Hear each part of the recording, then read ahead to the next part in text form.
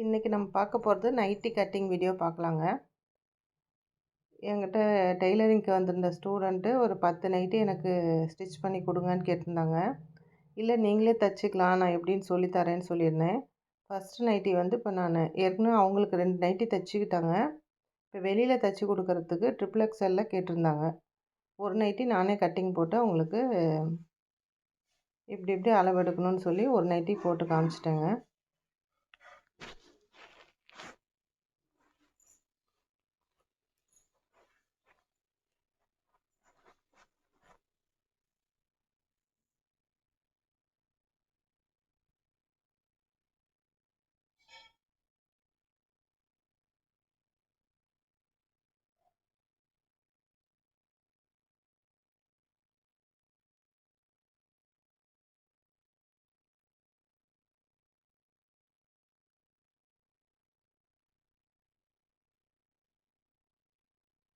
First நான் material sales பண்ண ஆரம்பிச்சது டெய்லரிங் கிளாஸ்க்கு வர ஸ்டூடெண்ட் வந்து நல்ல காட்டன் கிளாத்தாக இருந்தால் தைச்சி பழகுறதுக்கு ஈஸியாக இருக்கும் அப்படிங்கிறதுக்காக நான் வந்து துணி எடுத்துகிட்டு வந்து இந்த மாதிரி மெட்டீரியலில் தைச்சிங்கன்னா நீங்கள் தைக்கிறதுக்கு வளவளன்னு இல்லாமல் காட்டன் நல்லா வரும், இந்த மாதிரி தைங்கன்னு சொல்லி சொல்லுவேன்.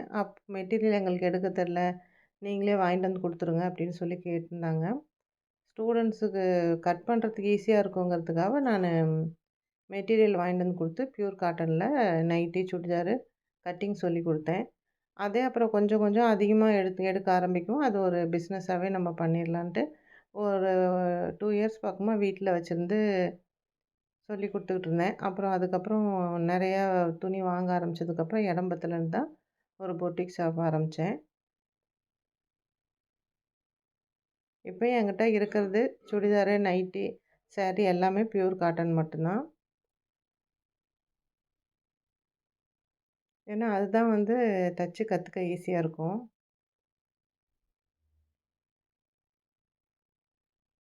பழகுனதுக்கப்புறம் சிந்தட்டிக்கில் எதில் வேணாலும் கட் பண்ணலாம். ஆனால் கற்றுக்கும்போது நல்ல காட்டன் கிளாத்தில் கற்றுக்கும்போது தான் உங்களுக்கு ஈஸியாக கற்றுக்கலாம். ஓ, நம்ம இவ்வளோ நல்லா தைச்சிட்டோமா அப்படின்னு சொல்லிட்டு அவங்களுக்கும் ஒரு சந்தோஷமா இருக்கும். ஃபஸ்ட் நைட்டி நான் கட் பண்ணேன். 2வது நைட்டி பாருங்கள், இப்போ அவங்களே கட் பண்ணிட்டாங்க.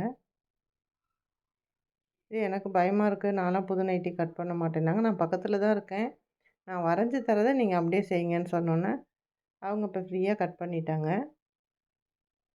அடுத்து 3வது நைட்டிக்கு வந்தாச்சு. நான் டெய்லரிங் கற்றுக்கும்போது ஃபஸ்ட்டு அப்போ காடா துணின்னு சொல்லுவாங்க, தறியில் நெய்கிற கிளாத்து.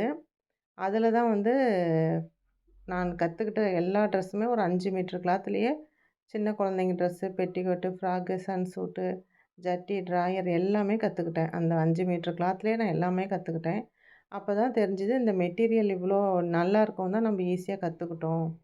மற்றது இந்த சொசைட்டி வேஷ்டி, சாரீலாம் கொண்டு வந்து தைக்கும்போது அது வழவழன்னு போகிற மாதிரி நீட்டாக வராது. நல்ல திக்கான காட்டன் கிளாத்தும்போது அது நம்ம சொன்னபடி அந்த துணி நம்ம கைவாட்டத்துக்கு வரும். அதனால நானும் என்கிட்ட பழகுறவங்களுக்கு ஃபஸ்ட்டு வரும்போது நல்ல கிளாத்தில் கற்றுக்குங்க, கற்றுக்கிட்டதுக்கப்புறம் நீங்கள் எந்த துணியில் வேணாலும் தைச்சிக்கலாம் அப்படின்னு தான் சொல்லுவேங்க.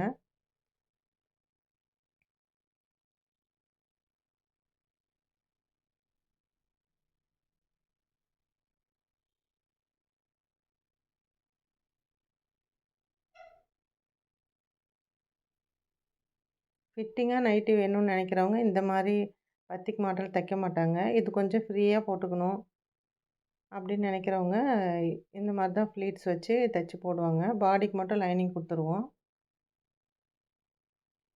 ரெடிமேட் நைட்டியில் வந்து இந்த பாடிக்கு லைனிங் வராது.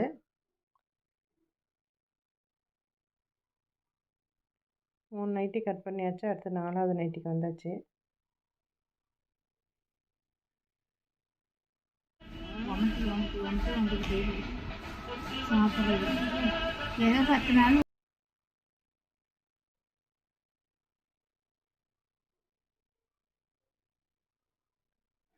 இதெல்லாம் கட்டிங் போட்டு ரெடியில் இருக்கிற நைட்டி.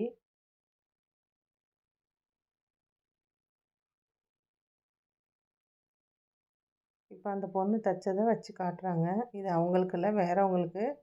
ட்ரிபிள் எக்ஸ்எல் சைஸு பெருசாக தான் இருக்கும். இது ஷேப்லாம் உங்களுக்கு தெரியாது. ஃப்ரீ சைஸில் கேட்டிருக்காங்க. அவங்க தைச்சதை காட்டுறாங்க.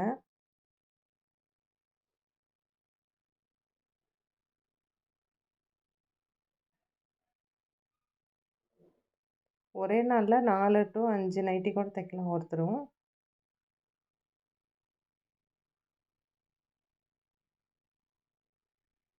பாருங்கள், இன்றைக்கி தைச்ச நைட்டி மொத்தம் 7 நைட்டி இருக்குது. நாளைக்கு தைக்கிறதுக்கு மீதியெல்லாம் கட்டிங் போட்ட நிலையில் இருக்குது.